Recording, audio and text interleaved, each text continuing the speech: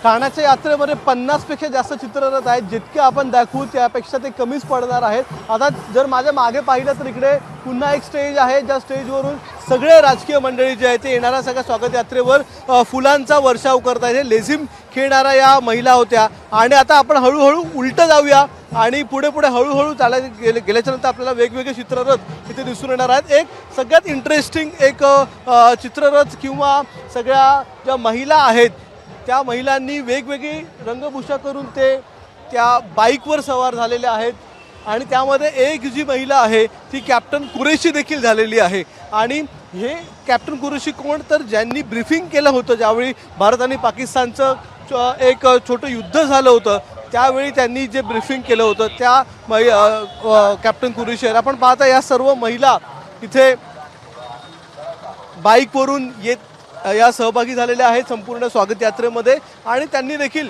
वेगवेगळ्या वेशभूषा केलेल्या आहेत. मराठमोळ्या असतील किंवा वेगवेगळे त्यांनी एक संदेश देण्यासाठी देखील त्यांनी हा वेशभूषा केलेल्या आहेत. आपण त्या कॅप्टन कुरेशी यांच्याकडे जाऊयात, ज्या अगदी मागे आहेत. आपण त्यांच्याशी बोलूयात.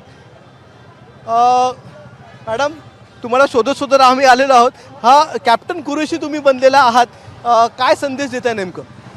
मला असं सांगायचं आहे की जसा भारत जसा जसा पुढे चालला आहे तसं तसं महिलाही सक्षम, संयुक्त भारत, राष्ट्र भारत असा एक बनलेला आहे. महिलाही त्याच्याही पुढे आहेत, मागे नाही आहेत. ज्या सशस्त्र सेना आहेत आपल्या, एअरफोर्स असेल किंवा आर्मी असेल, नौदल, त्यामध्ये महिलांनी सहभाग वाढवावा, काय वाटतं? भरपूर वाढवावा, जेणेकरून आपल्या देशाचं भरपूर संरक्षण होईल आणि त्याला मदत होईल एक प्रकारचे. येस, मला वाटतं. कॅप्टन कुरेशी बनून या सहभागी झालेल्या इथे जर आपण पाहिलं ही वैशिष्ट्यपूर्ण अशी एक स्कूटी आहे. काय नेमके त्यांनी केलेलं आहे? मॅडम, काय केलं नेमकं? हे उन्हाची सावली आहे, इथे पंखा सुद्धा, इथे लाईट सुद्धा आहे इथे असं.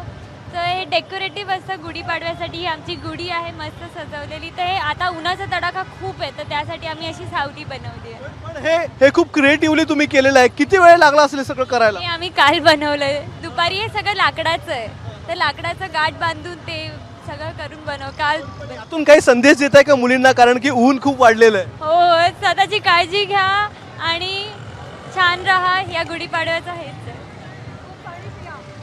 खूप पाणी पिया.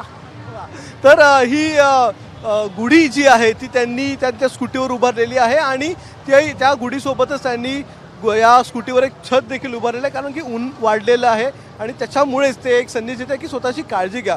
अशा सगळ्या महिला इथे या मोठ्या प्रमाणात सहभागी झालेल्या, वेगवेगळा संदेश घेऊन ते सहभागी झालेले आहेत.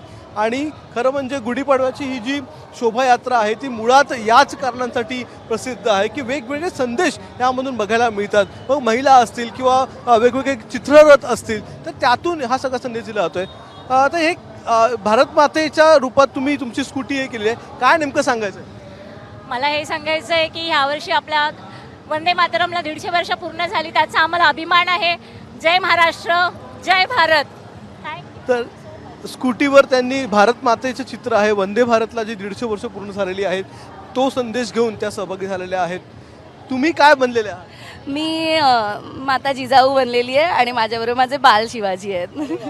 तुमचा मुलगा आहे, कितवीत आहे? तिसरीत आहे मी. शिवाजी महाराजांची वेशभूषा केलेली आहे, काय शिवाजी महाराजांच्या संदर्भात काय सांगशील? महाराज होते म्हणून आपण होत. तुम्ही जिजाऊ बनलेले आहात, तुम्ही देखील सगळ्यांना संदेश देत आहात.